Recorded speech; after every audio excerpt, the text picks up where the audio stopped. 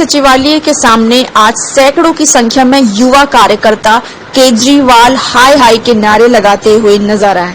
इन कार्यकर्ताओं की मांग है कि डोर स्टेप सर्विस को रद्द करके ये युवा न केवल बेरोजगार हो गए हैं बल्कि ये दर दर नौकरी के लिए धक्के भी खा रहे हैं। 4 साल पहले आपने हमको भारी बहुमत दिया था।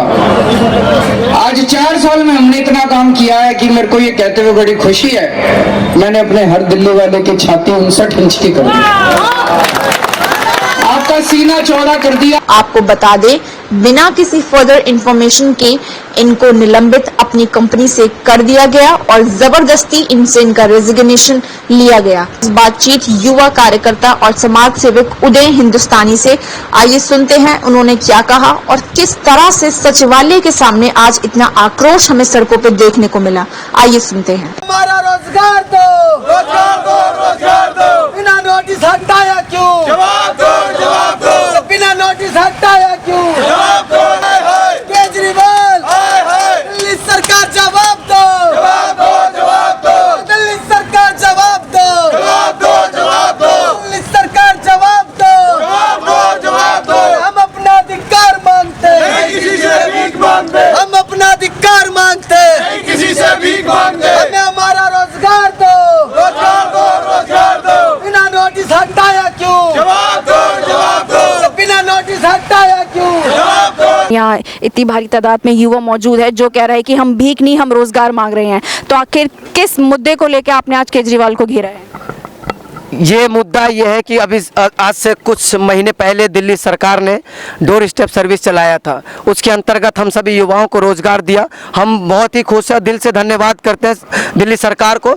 लेकिन कुछ महीने बाद अचानक से बिना किसी नोटिस, बिना किसी रीजन के और इस तरीके से हटा दिया जाता है। तमाम सैकड़ों युवा जो है बेरोजगार हो गए। युवाओं के पीछे इनकी फैमिली है, भाई हैंडीकैप है, कईयों के बहन की शादी होनी है, ये कहाँ जाए रोजगार के लिए? दिल्ली सरकार ये जो जिस कंपनी को टेंडर दिया था वीएफएस ग्लोबल कंपनी, और वीएफएस ग्लोबल ने मैट्रिक्स कंपनी से मैन पावर प्रोवाइड किया था। हम सभी युवा ये मैट्रिक्स के पेरोल पे थे।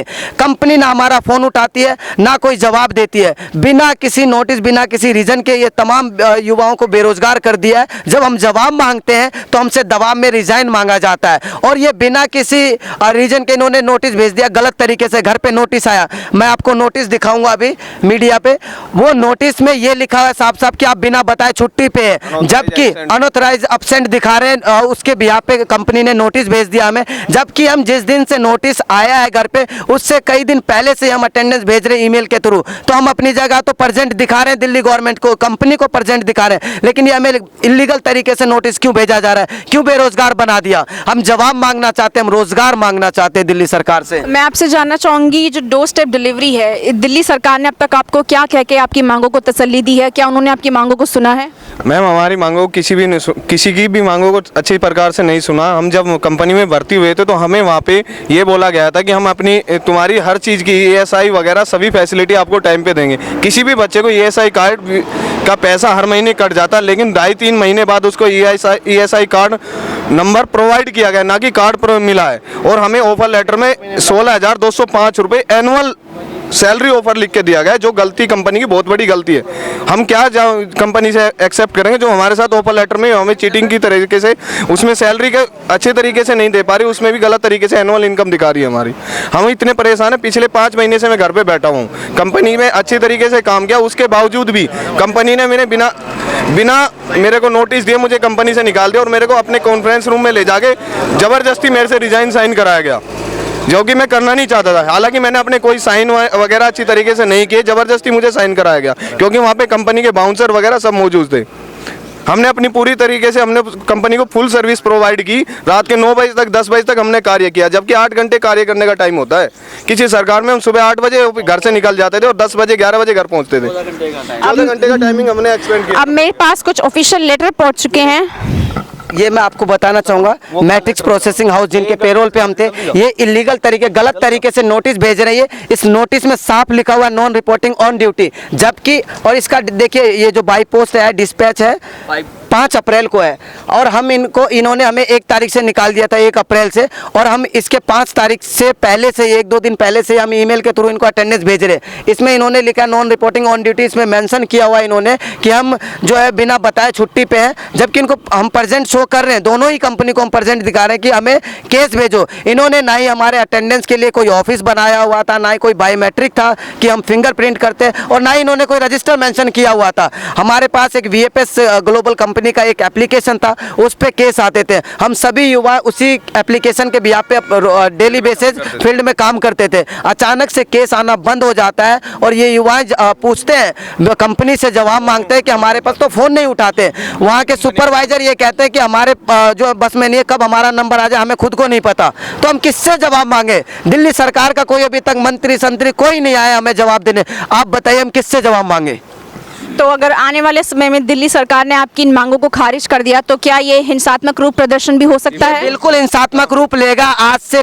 तो अगर आने वाले समय में दिल्ली सरकार ने आपकी इन मांगों को खारिज कर दिया तो क्या ये हिंसात्मक रूप प्रदर्शन भी हो सकता है? बिल्कुल हिंसात्मक रूप लेगा। आज से कुछ जो है 1 हफ्ते पहले हमने छोटा सा संकेत दिया था इनको कि हम सचिवालय का घेराव करेंगे, और अब भी अगर ये नहीं मांगते, हमारी अगर मांगे नहीं मानते हैं, हमें दोबारा रोजगार पे नहीं बुलाते तो आमरण अनशन पे बैठ जाएंगे। यहाँ पे आमरण अनशन पे, क्योंकि यहाँ पे ये जो तमाम युवा हैं इनकी फैमिली टिकी हुई है, मेरी फैमिली टिकी है, मेरा भाई हैंडीकैप है।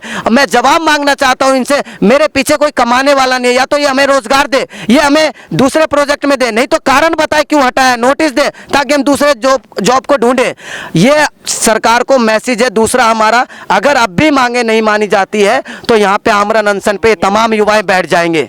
कंपनी ये कहती है कि हम आपको ब्लैक लिस्टेड कर देंगे और कहीं पे हम आपको कैरेक्टर लेस सर्टिफिकेट प्रोवाइड करेंगे आपको, जिससे आपको कहीं भी फ्यूचर में नौकरी नहीं मिलेगी। देखिए वो मैटर अभी मेरे इतना संज्ञान में नहीं है, क्योंकि मेरे को इतना ही पता था कि उसके लिए फॉरवर्ड जैसे टीचर्स का इनका था, हमने LG साहब को भेज दिया था। दिल्ली के अंदर 2 लाख वैकेंसीज पेंडिंग हैं, जो CM साहब ने LG साहब को भेजा हुआ है रिकमेंडेशन के लिए, और चुनाव के बाद 26,000 की टीचर की वैकेंसी और निकाल रहे हैं हम अभी। तो ये जो तमाम जो युवा बेरोजगार होंगे इसके लिए कुछ कहना चाहिए? नहीं, रोजगार के लिए बेरोजगार दिल्ली सरकार नहीं कर सकती। जो प्रोजेक्ट हैं, लेकिन कोई भी अप्रूवल होती कहाँ से है? दिल्ली सरकार के अंदर पानी, बिजली, कोई भी स्कूल, किसी संस्था के लिए जॉब के लिए कोई काम करेगा LG साहब के अप्रूवल के, इसीलिए तो हम पूर्ण राज्य मांग रहे हैं। पूर्ण राज्य मांगने का पर्पज़ क्या है हमारा? पूर्ण राज्य युवाओं के लिए, महिलाओं के लिए, स्कूल के लिए, एजुकेशन के लिए, DDA के लिए, पानी के लिए, हर चीज़ के लिए पूर्ण राज्य चाहिए। अब हमारा पूर्ण राज्य नहीं, हमारा झगड़ा और क्या है?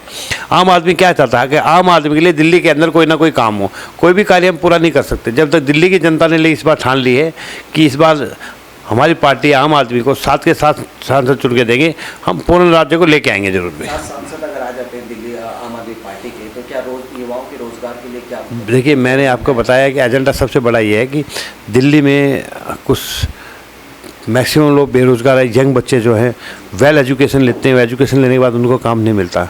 इसीलिए दिल्ली सरकार बार बार LG साहब को अपील कर चुकी है कि जो वैकेंसी खाली है उनको कम से कम पूरा किया जाए। बट LG साहब के यहाँ से कोई अप्रूवल नहीं आएगा जब तक LG पूर्ण राज्य नहीं होगा। LG साहब अप्रूवल देंगे नहीं। हरियाणा में, पंजाब में, UP में, बिहार में, किसी स्टेट में आप चले जाए, गोवा जिसमें 15-20 लाख लोग हैं, वहाँ पे भी ये हाल है कि उनको पूर्ण राज्य मिला हुआ है। जहाँ 125 करोड़ हैं उनको कोई पूर्ण राज्य नहीं है। तो वो ये आप समझ सकते हैं 125 करोड़ लोगों के अंदर। और हमारे माननीय प्रधानमंत्री जी ने एक चीज़ कही थी पहले 2014 में कि 2 करोड़ के करीब वैकेंसी जैसे ही बनेंगी हम निकालेंगे। मैं माननीय प्रधानमंत्री जी से फिर वही रिक्वेस्ट करना चाहता हूँ, अगर हिंदुस्तान के 2 करोड़ बच्चे युवाओं को अगर जॉब मिल गई तो आज जो भूखमरी, गरीबी, आप समझिए जो आज गरीबी की रेशो क्या है। 2014 में 53-56% थी, आज कितना परसेंट है?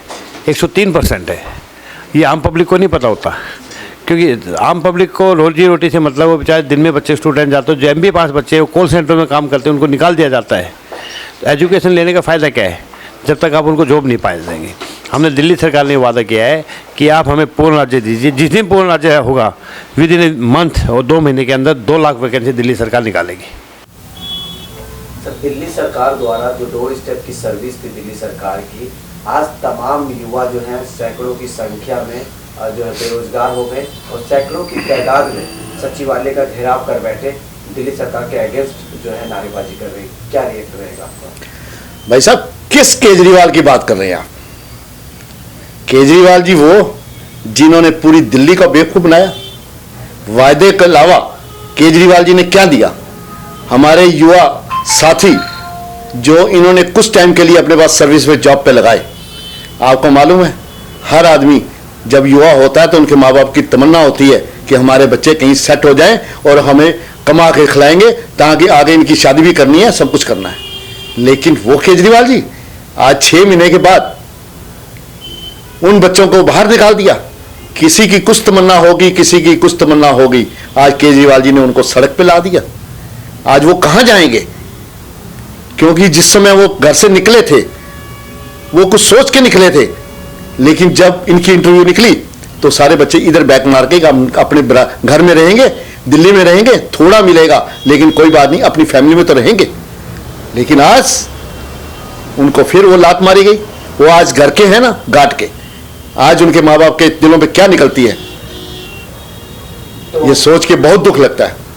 क्या कहना चाहेंगे कि कहीं ना कहीं डोर स्टेप सर्विस फेल होती दिख रही है? फेल हो चुकी है। कौन सी इनकी जो भी इन्होंने उठाया कदम कौन सा पास हुआ है मुझे ये बता दीजिए।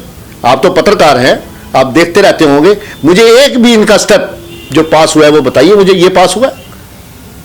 ये हर कदम पर फेल फेल फेल ही हुए हैं।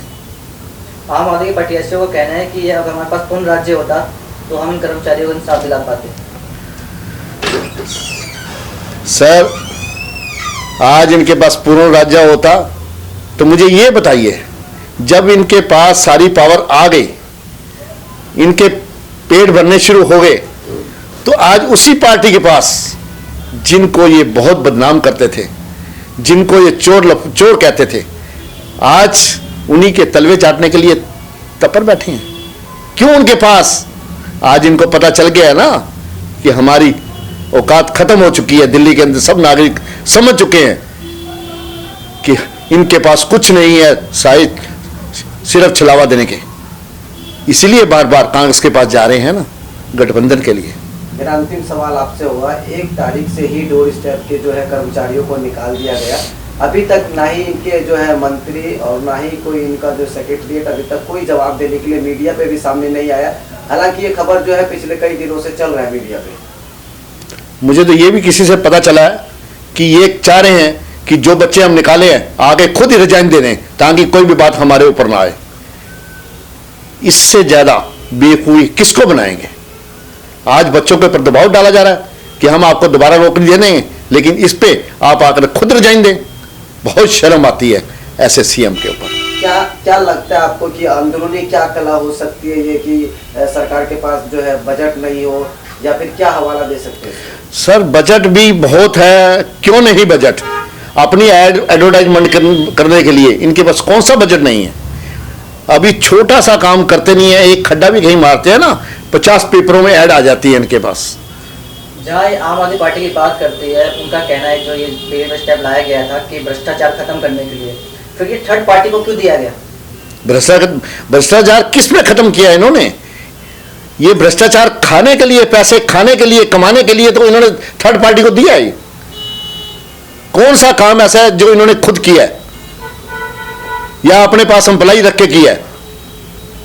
आज जो कैमरे लग रहे हैं वो भी थर्ड पार्टी के पास जा रहे हैं। ये हर कदम पर सब दिल्ली वालों को बेवकूफ बनाकर उनके पैसे हड़पना चाहते हैं, वो हड़प रहे हैं। एक सवाल और, ये महिलाओं की बात करते हैं, और इन्होंने 181 जो नंबर चलाया था वो भी महिलाओं को निकाल दे। महिला धरने पे बैठी पिछले लगभग 1 महीने से सचिवालय पे, इस पे क्या कहेंगे? चौधरी साहब मैं तो आपको बार बार यही कह रहा हूं, आप लिस्ट जितनी बनाते जाएंगे इनकी लंबी होती चली जाएगी। किसी लिस्ट में भी इनका नंबर फर्स्ट नहीं आएगा, हमेशा ये थर्ड या फेल ही होते जाएंगे। मैं तो ये कहता हूं जो भी इन्होंने कहा सब दिल्ली वालों को इन्होंने बेवकूफ समझा हुआ था, इसलिए इनको बेवकूफ समझ के ये छलावे देते रहे। इनके पास कुछ भी नहीं है, कोई रणनीति नहीं है। और हमारी शीला जी थी जिन्होंने इस दिल्ली को एक बना के सुंदर रूप दिया। आज पूरा वर्ल्ड दिल्ली की वाहवाही करता है। वो कोई केजरीवाल जी की नहीं है, वो शीला दीक्षित जी की है जो बनाई हुई है। आज वाहवाही जो हो रही है ना दिल्ली की, सिर्फ कांग्रेस की देन है, शीला जी की देन है।